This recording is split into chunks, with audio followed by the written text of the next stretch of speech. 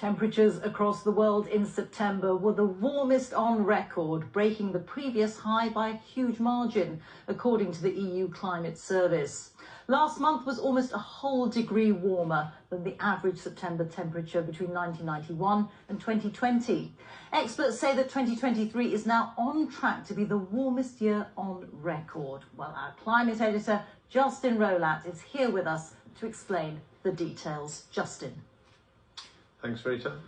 Well, one scientist described the jump in temperatures this September as gobsmackingly bananas. The new data show the average global temperature in September was 16.38 degrees Celsius.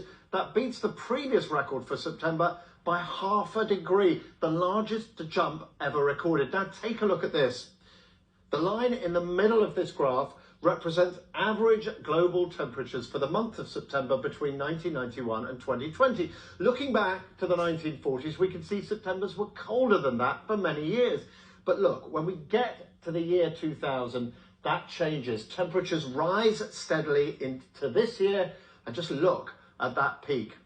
Now, of course, last month is part of a bigger picture. These squiggly grey lines you see here show the average temperatures across a calendar year, and this goes all the way back to before the industrial era began more than 200 years ago. The red line here represents 2016. That is the hottest year ever recorded. But look at this year.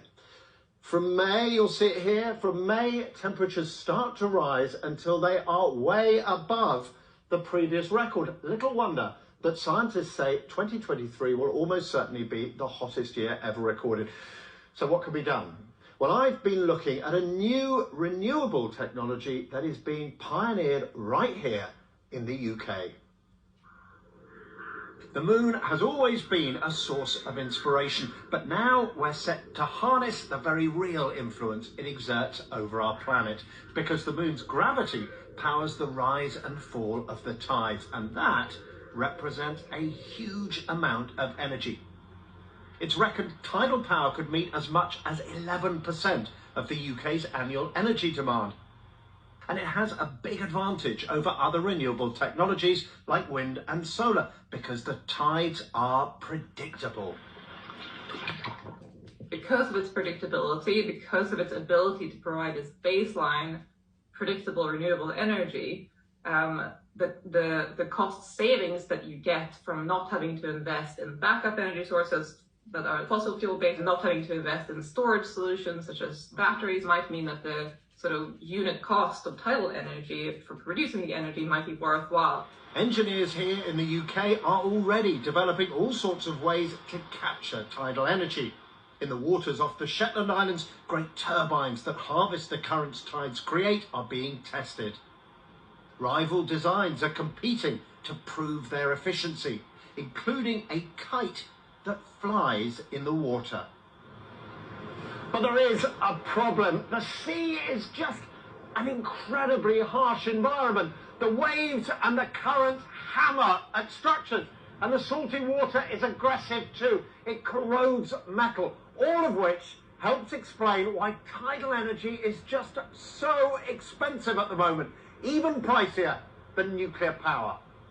But the government is now offering generous subsidies for companies developing tidal power technologies. And what's the wake being shed off that turbine? Experts say that could be decisive in making the technology economically viable. That's going to drive down cost, it's going to build out capacity, it's going to help with grid connection and that sort of thing as well, build confidence in the supply chain.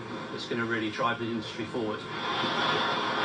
Tidal power will never overtake wind and solar, say experts, but it could be a very useful additional source of clean power delivered thanks to our nearest celestial neighbour. Justin Rolat, BBC News, Plymouth.